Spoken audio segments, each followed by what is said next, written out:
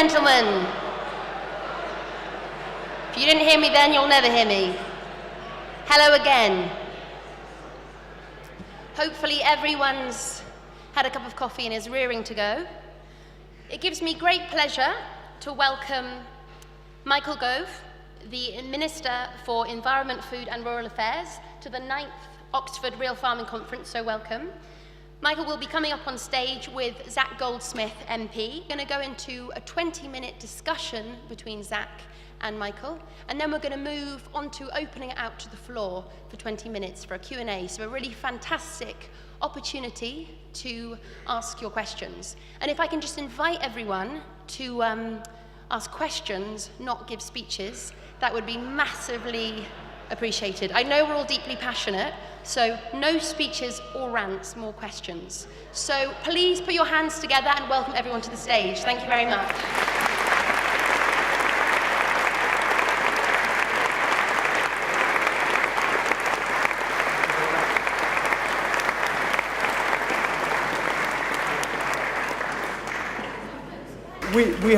We have 20 minutes, and it's a huge variety of issues we're going to be discussing. So I'm going to get straight down to it, but I'm going to start, Michael, by asking you a more general question. Your department, DEFRA, is going to be more affected than any other department of government by our leaving the European Union, and that's obviously a big challenge, but it's a huge opportunity as well, most particularly in relation to whatever regime replaces CAP. So my first question to you is, can you outline for us the vision that will underpin your decisions as you rewrite the rules around CAP? Okay, well, first of all, thank you very much for inviting me here.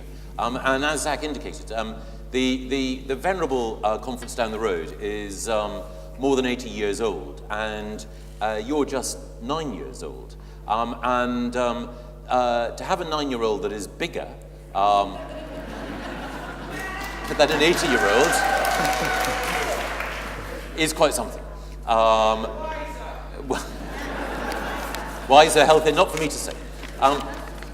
But the challenge of leading a department like DEFRA at this time is, as Zac says, huge. And the opportunities are significant, the challenges are quite big as well. There's a lot that we can talk about, but one of the first things that I just wanted to stress is that we have a bunch of money. We've got £3 billion at the moment that we currently use to support agriculture. And I think that that money is poorly spent. In essence, we give, as everyone here knows, broadly 80% of that money through the BPS scheme to people purely on the basis of the size of their productive agricultural landholding. And that means that public money often goes to those who have the largest and deepest pockets and the largest and... Thank you. Yes, thank you. And it seems to me wrong as a matter of principle that you should say to taxpayers everywhere that your money should automatically go to those who already have a significant amount of capital. Worse than that, the amount and the way in which the BPS system operates rewards inefficiency and unsustainable agriculture. In essence, it says the most important thing to do is just to drive yield, come what may.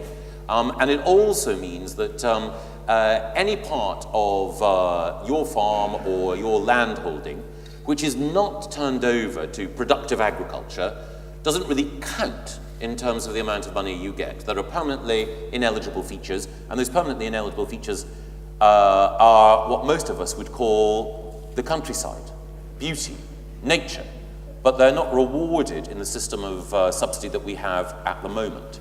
And I think that needs to change. I think that what we should be doing is using that public money in order to achieve public goods. Now, we know that the heart of farming is always going to be food production. I know we'll see more about some of what's wrong with how we produce food at the moment. But ultimately, public money should go towards people who are thinking hard and working hard in order to ensure that our environment is enhanced. So public money should reward people who look after their soil rather than those who concentrate on trying in any given year to maximize yield, knowing that over time, the health and fertility of our soils will be damaged. Public money should go towards those people who think hard about farming in a way which is respectful of catchments, watercourses and rivers. Public support should go towards people who, as well as farming in a sustainable fashion, are making sure that land is there for the habitats that wildlife needs in order to flourish. Because ultimately, if we're going to have £3 billion spent, then that £3 billion should be an investment for the future rather than an incentive to carry on just as people have been doing ever since the Second World War, and particularly since the 70s and 80s, and farming in an intensive way that doesn't take account of all of the benefits that we rightly expect nature to generate for us. And critically, we also want to encourage people to farm in a way which is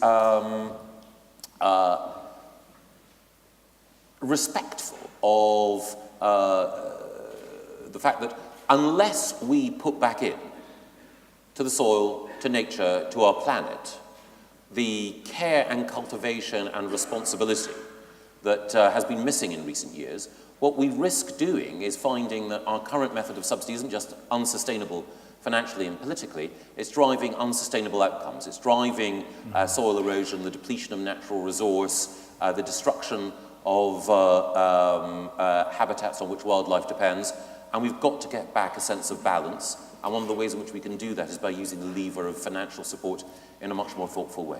Thank you very much indeed. Just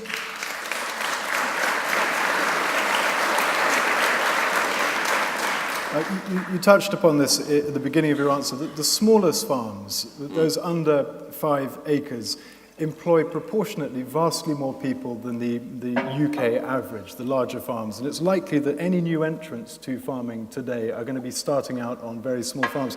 So practically speaking, what changes will we see? How will that financial support better be tailored towards supporting those startups and those very small farms? Well, I think one of the things that the current method of subsidy currently does is it also bids up the price of agricultural land. Yeah. It means that there are some people who use agricultural land for tax purposes rather than caring about what's grown and caring about nature. And if we remove those subsidies, then the price of land should fall, and it should make it easier for people to move into farming, to acquire bit by bit the land holdings required in order to farm progressively. It should also mean that there'll be some people who may well take the current level of subsidy, which we said we want to guarantee for another few years, and then move off the land, and then either allow their land to be rented or sold in a way which brings more new entrants in. So changing the method of subsidy can create a more dynamic movement towards encouraging people who've got different ideas about how we cultivate to move into agriculture. But there's another thing as well, I think. I think that in the past there's been a view that farming was a smelly, dirty, frustrating business. And that the only people who'd be interested in pursuing it were those who'd been brought up on farms or in farming families and who therefore were predisposed to love the land and to be attached to working on it. But the changing way in which all of us are thinking about food, the changing way in which so many of us are thinking about the environment, and the fact that outside the Common Agricultural Policy there will be new ways of using land thoughtfully and productively, I think is encouraging, and I think this conference is evidence of it. People who might never have thought that their future lay in agriculture or in food production, to think that there is an opportunity to do things differently. And I think that's one of the most powerful forces for change, that rather than people feeling that there are only 2 or 3 prescribed methods by which you can make an agricultural enterprise a success, that you can have a wider range of people who are prepared to get involved and who are prepared to provide the growing demand for healthy and sustainably sourced food with producers who are perfectly attuned to meeting those needs. Thank you. One of the issues, and you touched upon this in your speech earlier today, one of the levers available to government is procurement. Government has vast buying power. We spend about £2 billion a year on food for schools, hospitals, military barracks, prisons, and so on. Currently, that money is spent indiscriminately, and where we use that money to purchase British produce, it meets a very basic standard, but not a high standard. There are schools, there are hospitals, individually around the country, even councils, my own council in Richmond, who have chosen to use their buying power to support really high quality, sustainable, high animal welfare standard produce, putting money into the rural economy, giving children or patients good quality food, cutting food miles, etc. Is it not time to make that best practice now the norm? And I may add one point before you answer that. Whenever I've raised this in Parliament, I've always been told it's too expensive. You can't do that. It's a luxury. It's fine for a place like Richmond, but it's not okay for the rest of the country. We've done this in Richmond, and the cost per meal has come down by about 30p. So it's a huge, huge reduction, despite the fact that we've gone from selling bog standard produce to the very highest Soil Association, Food for Life, gold standard produce for every primary school child in the borough. Is it not time now to make that the national norm? Yes, I think it is time to change the way in which we procure food. And I think that one of the things, and this will be understood by everyone in this room, when we talk about cheap food, there are huge hidden costs in what we've come to think of as cheap food. Now, I don't want to bid up the price of any commodity simply for the sake of it. I recognise that there is poverty in this country and elsewhere that means that there are people who face a daily challenge in order to eat well. So I'm not talking about increasing the price of food for the sake of it, but I do think it's important that we all recognise that food that is produced cheaply, often in other jurisdictions, is produced in a way which creates environmental costs and externalities. And also, cheap food of a particular kind creates health costs for the children and families who are consuming it, which food which is produced to higher standards is far less likely to do. So when we're thinking about cost, it's not enough simply to think about whether an individual meal prepared by a particular caterer is 95 pence or £1.10. It's also worth thinking about whether or not the food that we, in particular, are feeding children in school or are providing for people in hospital actually works to promote public health overall and comes from the right sources and is also presented in the most balanced and healthy way. And another thing as well, if you use the tool of public procurement to say that there are certain high standards that you want to see observed, then proportionate government regulation or wise government procurement drives more and more people to improve the quality of what they produce, and that then means that they have an advantage in the marketplace. Because if they're recognised for producing high quality food, then there is a growing demand for that. And one of the things that I've been discussing with Patrick Holden is how we can find ways in which we can say to individual farmers and food producers that we recognise that you're meeting the very highest animal welfare, sustainability and other criteria, and that there should be a badge or a recognition of that, which not only acknowledges the work that you're doing, but also provides in a crowded marketplace certainty for those consumers who want to do the right thing. Thank you. I'm going to move on slightly. The research that is generated by DEFRA, I believe, recently published, shows that there's been a 10% drop in bird numbers since 2010, which is the year I was elected, a very short period of time, 10% reduction in the number of birds. That's clearly a direct consequence of the manner in which we treat our land.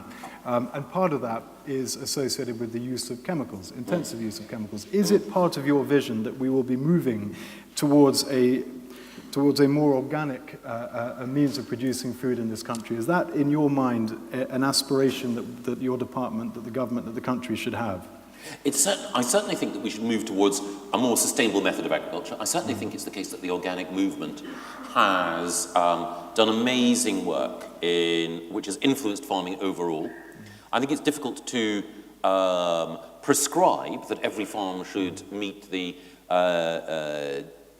I think wisely high standards that the Soil Association and others require before someone is badged as being fully organic. But I think that many more farmers would like to go down that route than currently do so, and part of the responsibility I have is making sure that public money can help them through the transition period before they become fully organic. Can I ask you, just very specifically, I think a lot of people were pleased with the decision you took in relation to neonicotinoids. Yes. Can I ask you why the same decision or the same process didn't apply to glyphosate? Yes. The critical thing there is the state of scientific advice and also the nature of change as well. I think the thing with neonics is that the scientific advice that the UK had at the time that the EU first placed restrictions on them was actually that the EU was probably being a little bit overcautious. Now the scientific advice that we have actually is that far from being overcautious in this respect, the EU were ahead of the game, and the scientific advice has moved decisively, or very strongly, in favour of restricting the use of neonicotinoids further. With glyphosate, the scientific advice is, certainly that I've been presented with, less clear-cut. There's something else as well, which is that many of those people who are trying to move towards more sustainable forms of agriculture, people who are trying, for example, to have min-till or no-till methods of cultivation, use glyphosate as a tool at the moment. Not because they necessarily want to, but because they need to in making that transition. I think in the future, technology, and I know it won't solve all our problems, but I think technology will be able to ensure that we can apply any chemicals to the earth in a far lighter touch fashion, and also that we'll be able to deal with some of the pests and other concerns that we have through precise laser technology or other means. But then taking it a couple of steps back, it is also the case that you're right, that soil, farmland, which is not subject to these interventions, does have the ecosystem within it that helps to sustain farmland birds. And one of the encouraging things has been the evidence which the RSPB published yesterday, which shows that the land that's been placed under countryside stewardship schemes, which have been administered by my friend Andrew Sells of Natural England, who's in the front row, has shown a significant increase in the number of farmland birds. So there are, we know, ways in which we can reverse the decline in the farmland bird index, and we can do so through the right mix of tools. But while I know that most, I don't know actually, well, many people in this room I think would probably like us to move towards a world where glyphosate wasn't required or in demand, I think that I have to work with and move with the grain of where farmers are.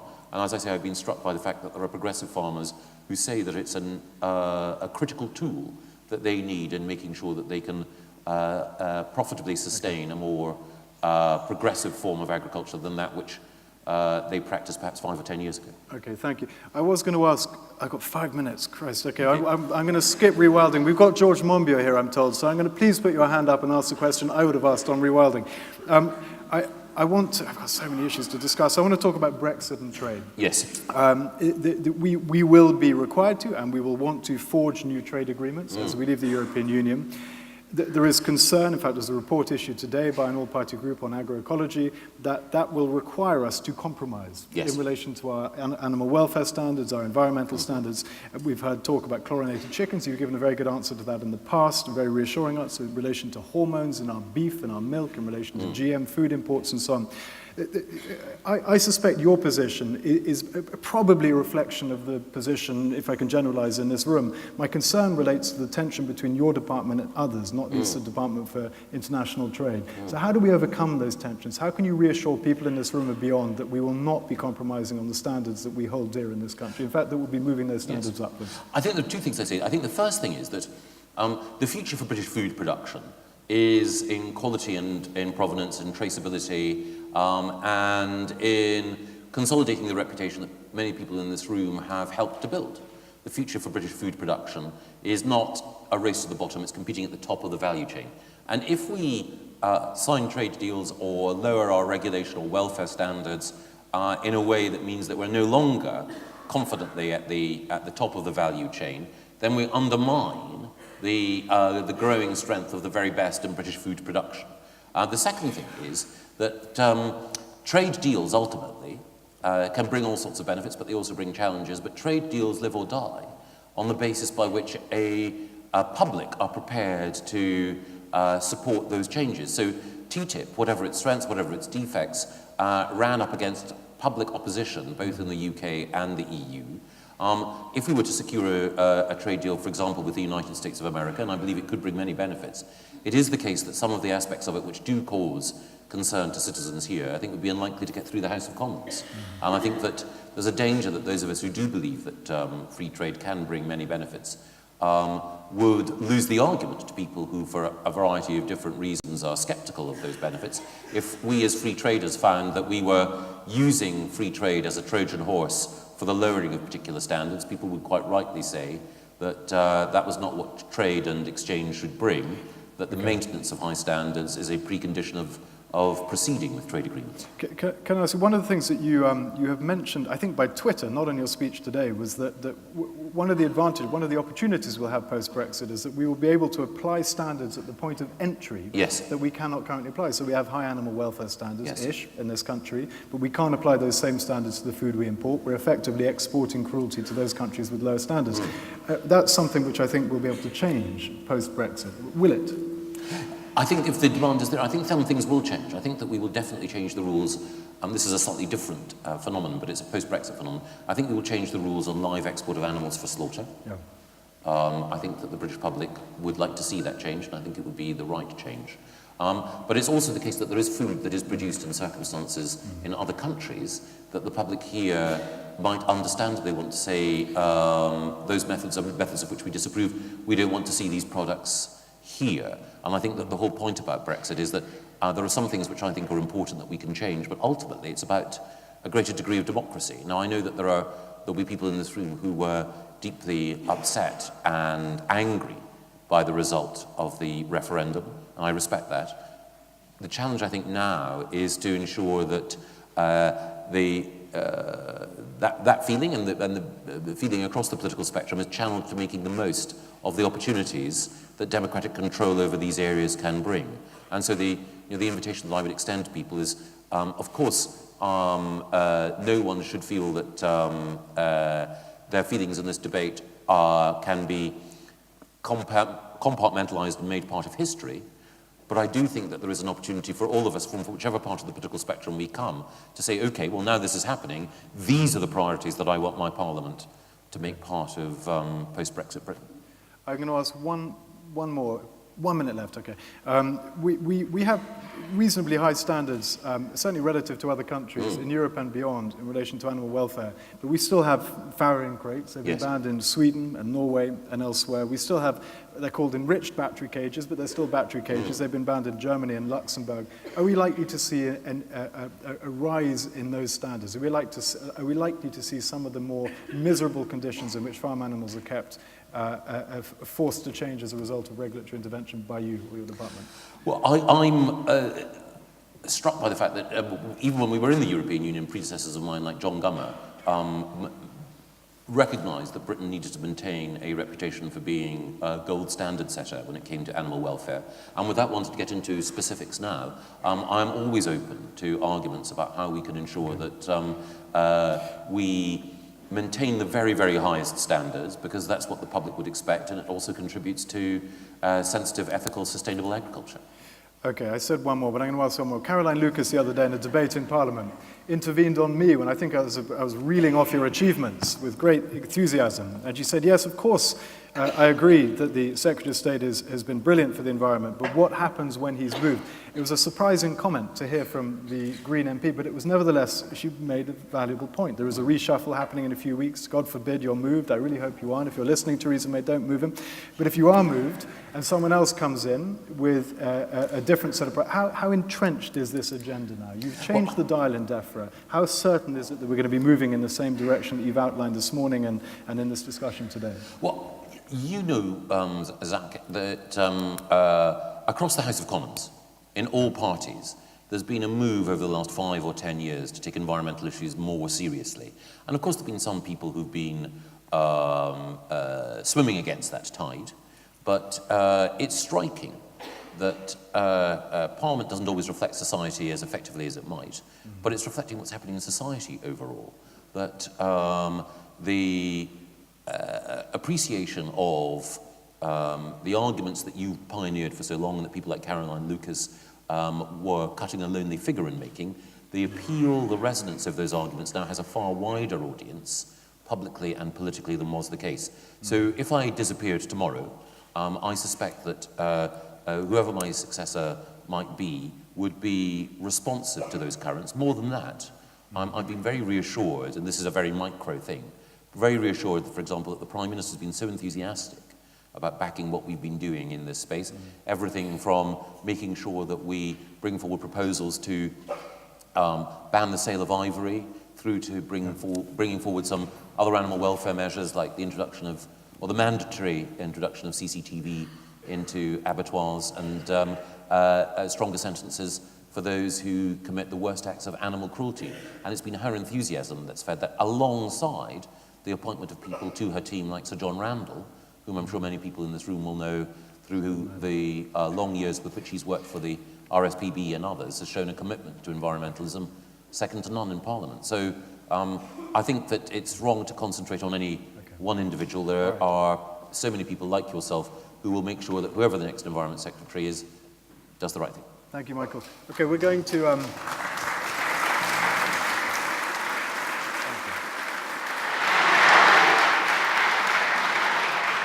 Thank you so much. That was fascinating. So, folks, there's a roving mic. So when you ask your question, please keep it succinct, and also please say your name and where you're from. Thanks very much. We've got 20 minutes for this as well. 20 minutes, all right. Yeah. Thank you very much. I'm actually going to pick someone I know is in the audience. Before I come to the rest of you, Christopher from the CLA is somewhere over here. Yes, I know you had a question. Could I invite you to put it to us? Michael, should we take 2 or 3 in a row? Yes, absolutely. Take 2 or 3 in a row. Yeah, absolutely, yeah. I will take 2 or 3 before Michael answers. Yes, please. Do it. Yes, thank you. Christopher Price from the CLA. First of all, Secretary of State, thank you so much for what you've said today. The CLA has been calling for a public money for public goods model for the last 20 plus years, and to have it at last looking as though it'll be realised is great news. But when we move towards the public goods model, I mean, that is going to require a significant amount of public money. I appreciate it's not just money, that regulation and other things have a part to play. Are you confident that the government of which you're part will be willing to provide the amount of money that's necessary to meet the environmental targets we've set ourselves? Good question. I will take one more. While you're over there, I think I will come to you in a second. If you could ask this gentleman right behind you. Secretary of State, it's great there's going to be a new agriculture bill which hopefully will enshrine some of the great principles you've talked about today. How far will the provisions in that bill apply to Scotland? Okay, Michael, do you want to... Yes, the first thing is on public money. The Prime Minister has outlined 4 principal policy priorities for this Parliament, apart from Brexit and the economy, which cover almost everything. And they include the NHS, school standards, and the environment, including animal welfare.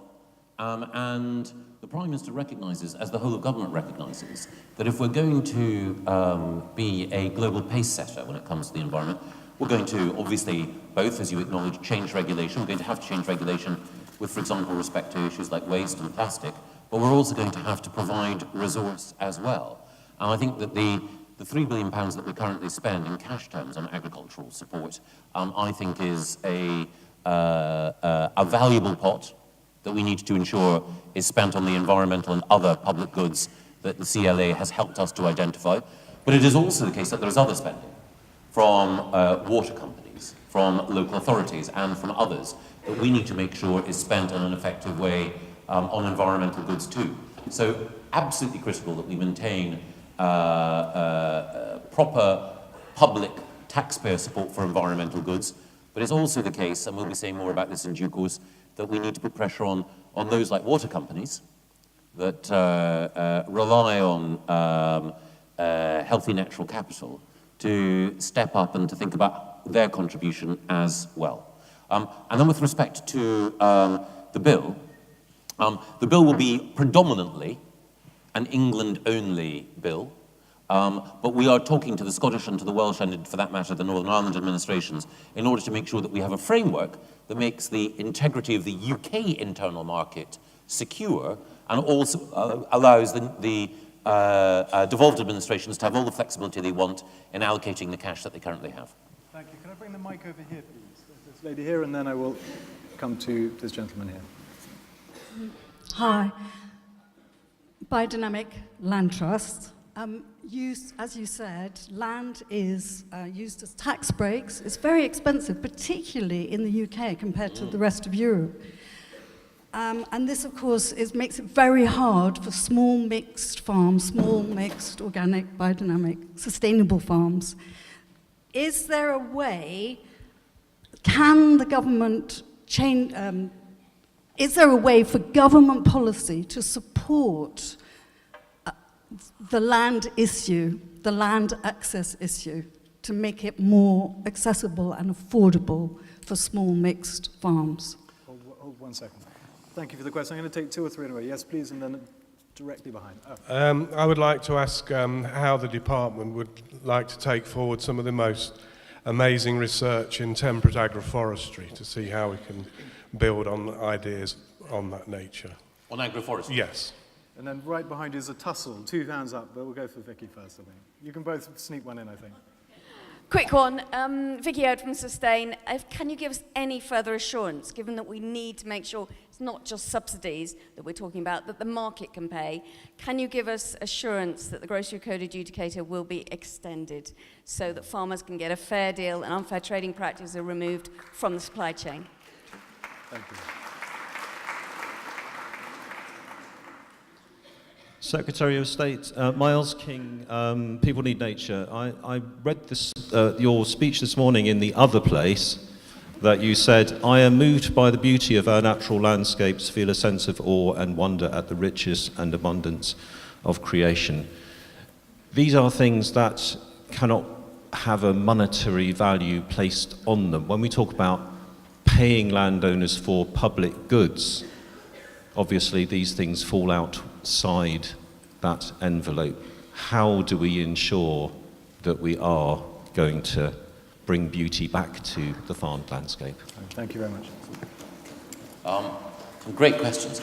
I'm a instinctive supporter of mixed farming for a host of reasons. And I certainly think that some of the changes that we may make to subsidy will help ensure that a new generation of people can get onto the land and can show a degree of creativity in how we can make mixed farming even more successful. But there is one sort of balancing item. If we're thinking about securing some real environmental gains, they're often best secured by collaboration at a landscape level.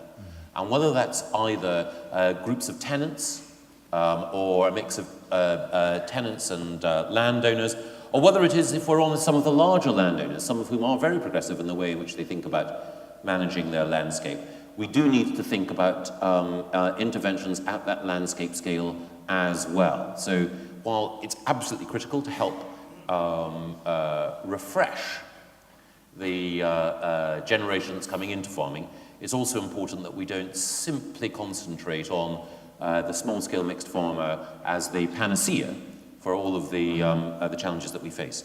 On agroforestry, we have a very poor record in the UK.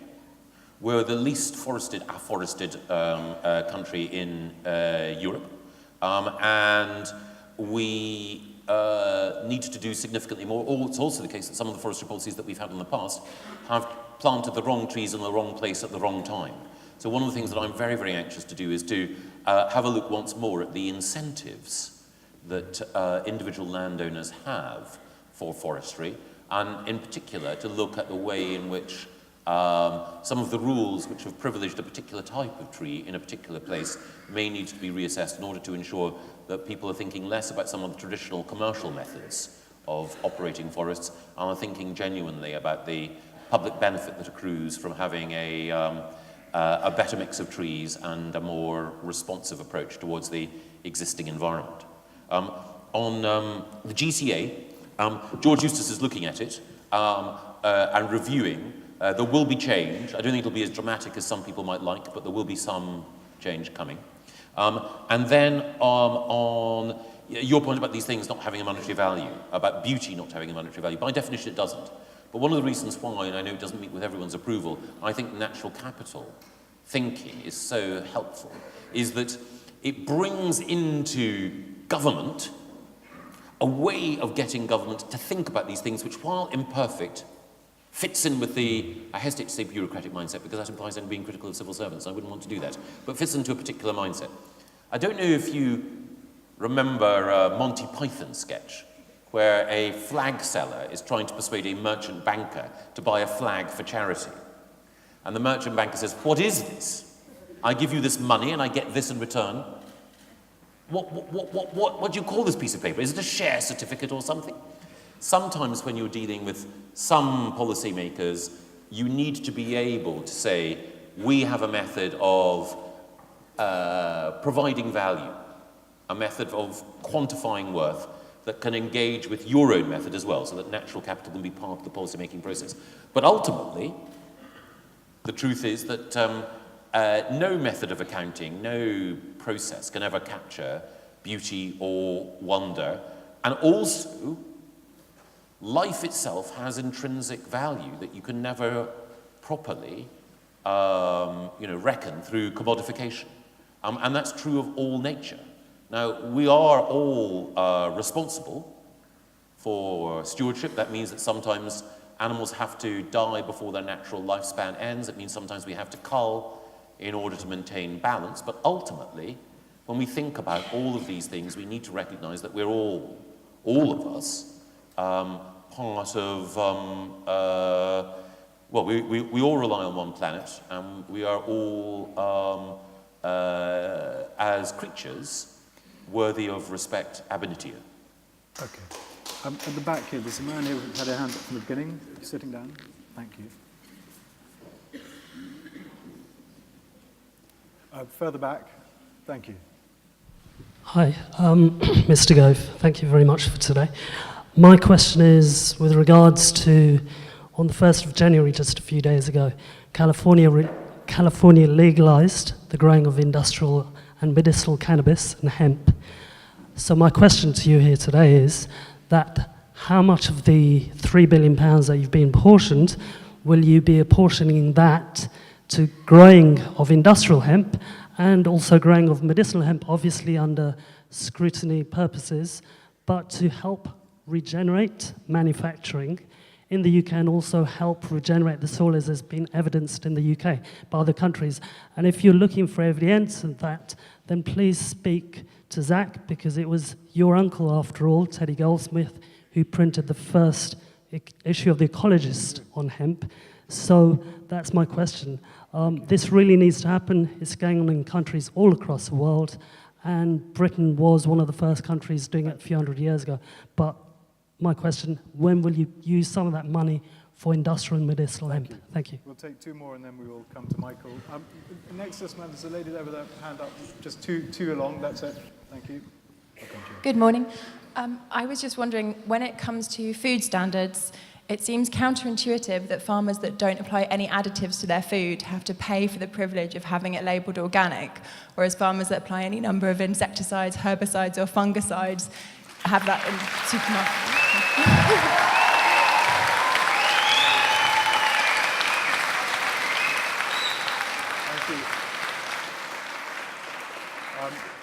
Basically, I was just wondering if you might change that. And then this gentleman here, two back. Thank you.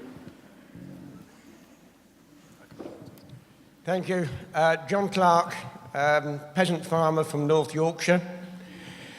Spent the 80s and 90s watching bird numbers go down, hedges getting less, intensive agriculture, large commercial farming taking over. Your words today have been encouraging, but what has your government done over the last 7 years to tell me that bird numbers won't fall, the environment will be looked after? In other words, not the promises, but what are the actions and results you have taken in that time to make me believe that the future will be good? Thank you. I'm going to take up on the top. Okay. Peter Lundgren, I'm a conventional farmer in Lincolnshire. Minister, you explained how you can use subsidy and support to change farmers' minds and mindsets and farming as a whole. But the other main area that government can influence is research and development. And as farmers, we really can't move forward without those trailblazers in our research and development institutions paving the way for us. So I'm wondering if you will assure us that the money will be there for those developments into new and innovative types of farming that we're going to need in the future. Well, just before you answer, Michael, I think we'll probably have time for maybe 1.5 clumps after this, and I haven't noticed any hands. I'm told there is a mic upstairs, so if there are questions, I now see hands. I apologize if I've been overlooking you or underlooking you. I'll come to you in a while, but let's have Michael address those questions first. Well, On the first question, it's an invitation for me to devote public money to the industrial production of cannabis.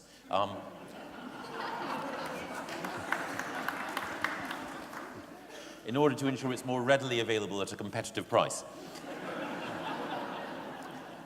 That is the definition of what my permanent secretary would call a brave policy, Minister. So I hope you won't mind if I don't go there at this point. I think I'll need to look more closely at the science before coming back to you on that, but I'd be cautious about embracing the radical proposition that you put forward, I have to be honest. On food standards, the point was brilliantly made, but I think that one of the things I would say is, and I hinted at this earlier, I don't believe that one should necessarily have completely a binary divide, and also we should recognise that there have been farmers who haven't really wanted to farm in a particular way, but the nature of regulation and the nature of the market has meant that they felt themselves trapped.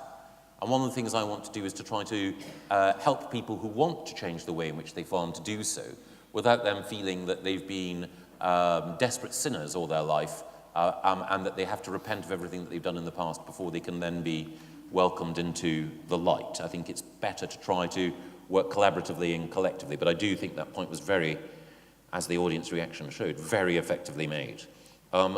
With respect to what's happened in the past, well, I mentioned earlier, not enough. And one of the things that our countryside stewardship schemes have done is that they have seen a significant improvement in the farmland bird index, and that they have seen habitats being created, and there have been individual farmers, very brave farmers like Charlie Burrell and Knepp, who have navigated their way through the additional complexities that bureaucracy in the past have created in order to create a more welcoming habitat for wildlife. But there's much more that we need to do, and I think that by the decisions that we take, you should judge us, but I do recognise that if you look at our record, then we haven't done everything right over the last 7 years. And then the final question about research and development, I think, is absolutely critical, because I think that some of the ways in which we can ensure that we tread more lightly on the earth as we farm can be expedited by using technology. Data analytics can help us develop a better understanding of what the truly most sustainable methods of agriculture are. Precision farming can mean that if we are going to apply chemicals to the earth, that we do so at a much lower level, a much lower rate, a greater degree of acuity than is currently available to us.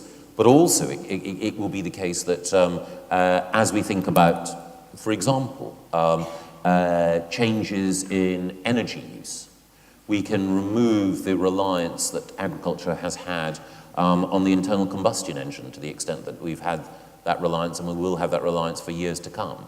And we can think about having an approach which harnesses different methods of electricity generation in order to drive the automation that farming might need. So there are different ways in which technology can play a part, and one of the things that I want to do is to use some of the public money that we have in order to drive that. Thank you. I'm going to come to the top now, and then we'll finish with the great Patrick Holden. Up here, I can't, we've got 4 hands I can see. Let's take all 4. Hello, so it's Sandra Bell from Friends of the Earth. I just wanted to follow up on that last question, actually. So we really warmly welcome your commitment for tougher restrictions on neonicotinoids. As you say, that's in line with the science in terms of harm to pollinators. Also now, we know that neonics are heavily polluting many of our rivers. So you've referred, when you were asked about R&D and the wider problem of pesticide use, because I think neonics are just symptomatic of a much wider issue of overuse of pesticides. You've mentioned that you're committed to technological high-tech solutions such as precision farming. But actually some of the most innovative farmers that we've talked to who are leading the way in kind of finding alternatives to neonics and other pesticides are looking at not so much the high-tech solutions, but things like how no-till can encourage natural predators, about companion planting, those kind of, so it's not just about high-tech solutions. And I just wonder what your commitment in terms of helping farmers to move away from pesticides is to perhaps some of those other methods where there's some farmers already trying these, but how are you going to try to sort of scale those up and make sure that R&D is done and the advice disseminated? Thank you very much for that. Can we move along this way, please? Oh, I'll leave it to you. There are 4 hands up there. If you can pick them, so I can't see clearly. There we are. Hello, yeah. We have a Department of Health shouting that we all need to eat more fruit and vegetables, and we have an opportunity to restructure a farming system. Can you reassure me that you are speaking with the Department of Health and trying to figure out ways to potentially subsidise local, clean fruit and vegetables to be available to the poorest in our communities? Not just everyone, but the poorest.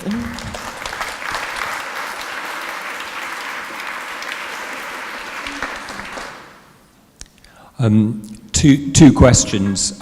Picking up on your comment about trade deals, and if there are aspects of these that the public find unacceptable, but these wouldn't then pass through the House of Commons, how is that possible if the House of Commons only has nominal scrutiny on them, which they currently do? There is no democratic accountability for trade deals currently, so I'm curious if your views on that. And also, your government, all contemporary governments, subscribe to a paradigm of continued economic growth. You're at a sustainability conference. I would love to hear your thoughts on how economic growth and sustainability are compatible.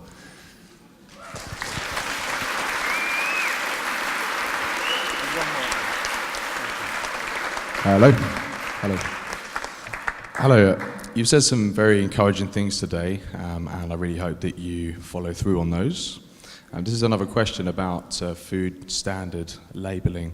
There is, of course, this little pie chart that's very common on food, showing what kind of bad things are in food, saturated fat, salt, etc. Would you advocate having an equivalent pie chart for nutrient density and the kind of good things that are in foods? Because this could really help encourage consumers to buy the right kinds of foods and therefore privilege farmers that are doing the right kind of things to grow good food. Thank you. Michael. On the first point made by our colleague from Friends of the Earth, yes, is the short answer. I mean, I think that innovation of the kind that you mention, which in some respects is going back to, as you say, certain practices that have been neglected, can bring a variety of benefits, particularly in terms of welcoming wildlife back. So yes, I'm not prescriptive, but I do recognise that we need to operate with with respect for the range of views that exist currently within agriculture, and as I mentioned earlier in the context of a different question, try to move people towards a better approach rather than making the perfect the enemy of the good. That's the first thing. The second thing on health, and it was both the second and the fourth question. Yes, it's a big question because our diet, well, the first thing, I think it was actually someone from Friends of the Earth who made this point to me. We are the first generation in the developed world who will have more conditions, life-threatening conditions, which are generated by our own actions rather than by contagion or infection. So in the past, historically, humankind has faced the end as a result of malaria, smallpox, TB, infections of those kinds. Thanks to scientific progress, the number of people who fall prey to those diseases is diminishing. But at the same time, the number of us who fall prey to obesity, diabetes, cancer, coronary heart failure, or indeed suffer from deteriorating mental health is growing. And the thing about all of those conditions is that diet plays a factor. And the diet that we have, and I'm an exemplar of this, has, a balance where a combination of sugar, fat, salt, particular types of refined and processed cereal and so on, play probably too large a part for our health, and certainly fruit and vegetables and fish. And some other foodstuffs play an insufficiently large part in our diets. And therefore, when we're thinking about food production in the future, we've also got to think about these issues, because this is an airy-fairy abstraction. It's about the health of our families and our nation, and also about the cost placed on the National Health Service. So a very nice colleague, just as I was on the way in, said, what we should really do is integrate the Department for the Environment, Food and Rural Affairs and the Department for Health into one department for well-being.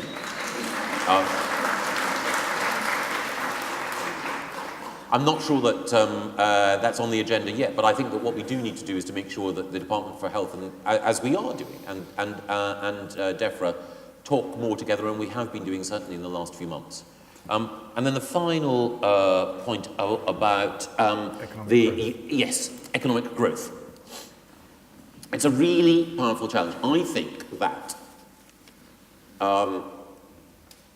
for a period, and it's difficult to define exactly how long, but for a period, and I suspect there'll be different views here, we were powering economic growth, both with a model that relied too much on debt-fueled growth, and also in a way which was not properly respectful of the Earth's own resources.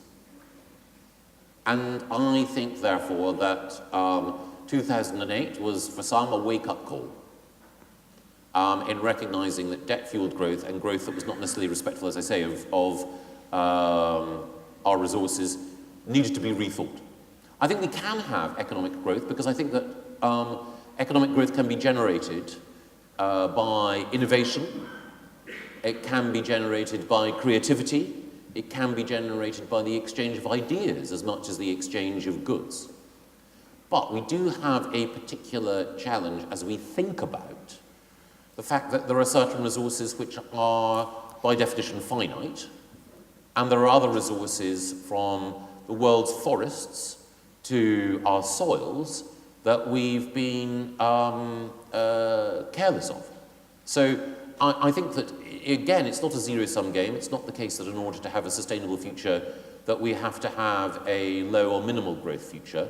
But I do think that when we're thinking about economic growth in the future, we cannot continue to rely on the extent to which we have said to the next generation, you're going to have to cope with the debts that we've incurred and you're going to have to clean up the mess that we generated.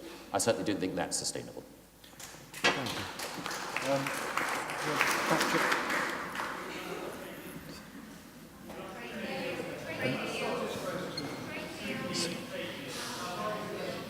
Oh, trade deals as well. I think on the specific question of trade deals, I think that it is the case after we've left. At the moment, trade policy is a competence of the European Union. After we've left the EU, then the intention is that Parliament will ratify trade deals. And of course, the executive will negotiate them, but ultimately it'll be up to Parliament to ratify them.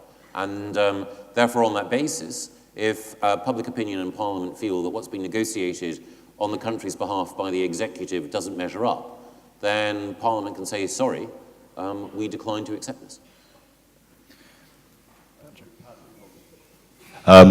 Patrick Holden, when you recently launched the Save Our Soils Coalition a couple of months ago at the House of Commons, you reminded us that we are facing what you might describe as a planetary emergency in relation to the declining fertility of our soils. I know you're aware of the COP21 initiative from Minister Stefan Le Foll, the 4 per 1,000 initiative, which encouraged governments throughout the world to set targets for increasing the soil organic matter through incentives. And I wondered whether that might be part of your agenda for your post-Brexit reform farming package, to encourage farmers through financial means to build, not just to maintain soil carbon, but to build it. Thank you. 1 second. We're going to go, I'm sorry to make you do this, but right back there's a gentleman with spectacles, there in a white, bluish shirt, blue shirt. Actually, we'll go for it. You got the mic. Ask the question, and then I'll come to the man I was pointing to back there. That's right. Thanks. Me? No. Who do you want to go to? Well, you had your hand up as well, so go for that. I was going to. Okay, Jonathan Leake, I'm the environment editor from the Sunday Times, and it's just to ask what your vision is for the uplands. at the moment, the uplands are covered largely in grass and sheep, and they're probably the most undiverse environment in Britain. How could that change, and how could people living in those areas make a living under the new regimes you've described? And thank you for that. And it's 3 rows back on the end, please. Thank you. Ulrich, Coventry University. I've got a question on research funding. Currently, we spend about 1% on organic and agricultural ecological research. That was there. So that's the number. But I think the sector is a lot larger. We can debate about it. Is it 5 or 10%? If you include garden organic, for example, all the home growers. So 10% is a number.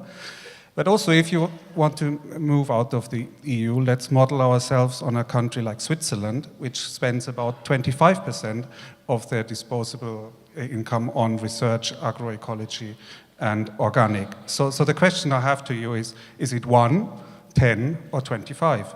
Thank you. We'll do one more here.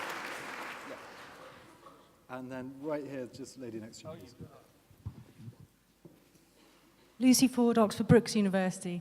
I'm really pleased to hear you talk about sustainable agriculture, and I guess the devil will be in the detail. But in your last job, you eliminated all references to climate change and sustainability from the primary school curriculum, and I'm wondering what you're going to do to reverse that.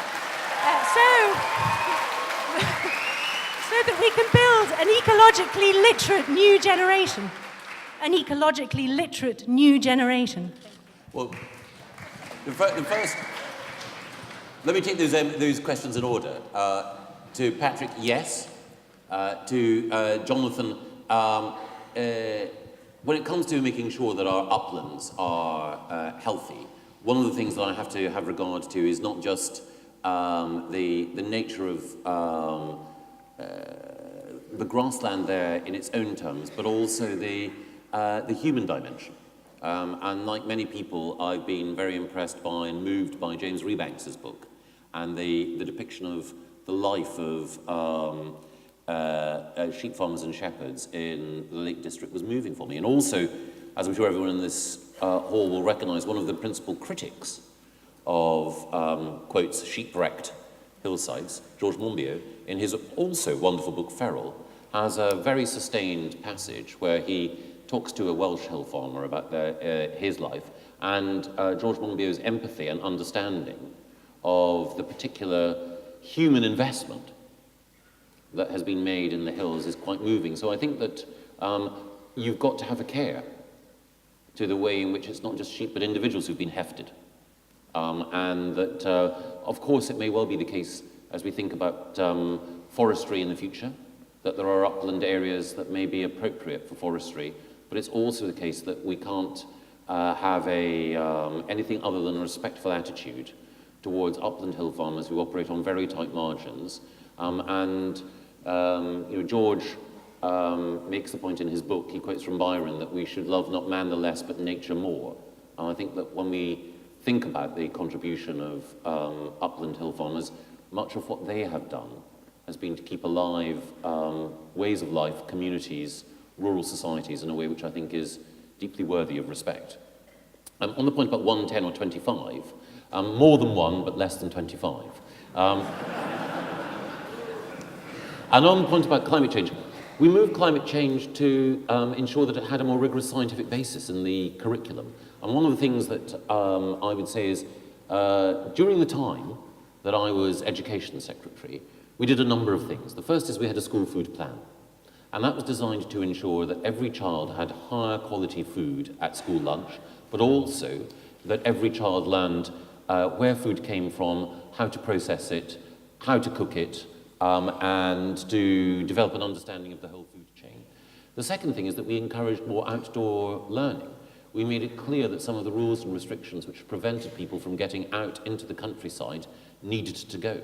The third thing is that we put more of an emphasis on what traditionally would have been called natural history. So there's more of an emphasis in the curriculum on people being able to identify and to understand types of wildlife and the nature of the ecosystems that sustain them. And then when it came to climate change, as I know myself because my own children follow the national curriculum as well, We wanted to make sure that as well as looking at the geographic impact on, for example, oceans of climate change, that people also understood the science. And this, for me, was the most critical thing, that in any debate about climate change, that you need to start from the science, and that without understanding what the scientific contributors to man-made climate change are, then you're never going to be in a position... Yes, but children, by definition, need to be acquainted with that science, and the best place for children to be acquainted with science, I think, is in school. I didn't, it's a myth. I think that was the question, wasn't it? Yes, no, the question was, why was it removed? It wasn't. Okay. I think... my children are at school, state schools, as it happens, but, you know. But they learn about climate change, and have learned about climate change. I know, having helped with their homework, how au fait they are with the arguments, both geographic and physical. I'm going to...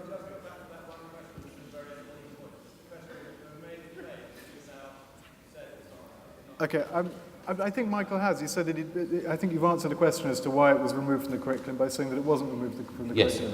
So I'm going to move on. I have to try and maintain some kind of order, and I think that discussion... Is this the last round, the last clump? One final... That's very unfair. I'm going to take two, then we'll compromise. We have two questions. We have the lady here, please. Yes, with your hand up on the edge, 4 rows back. And right back in the corner there, someone who's had their hand up for a very long time. I'm going to point to the man, I'm afraid. His hand's been up longer. I'm very sorry, but you too, please. I'm afraid so. I've been trying to be very fair about this. Okay. Yes, please. Yeah. Oh, okay. Guy Watson from Riverford Farm. When I started growing leeks 30 years ago, I used to have regular visits from an advisor from ADAS, which were invaluable to me. I now also grow vegetables in France, where I do get a lot of support from the local Chamber of Commerce. We have a group of farmers who work collaboratively on how to farm better using fewer pesticides. I think it helps everyone farm better. Knowledge is clearly key, and the sharing of that knowledge is key. I'm just hoping that there might be some reenactment of something like ADAS. And were that to be an idea that appealed to you, I would urge you to look at the Innovative Farmers Programme, which is in place at the moment, and I think is a very good model to follow. Thank you very much. And then right back in the corner.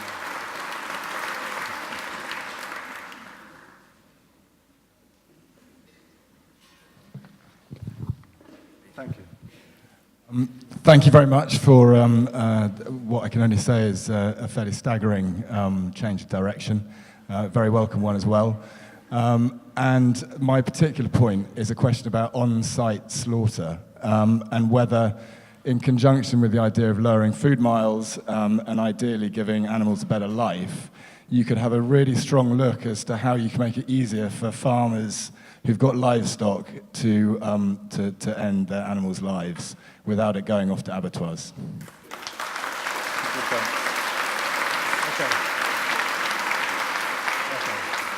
I'm so sorry to everyone who has not been able to ask a question, but I've been told that is it. Michael, 2 more questions.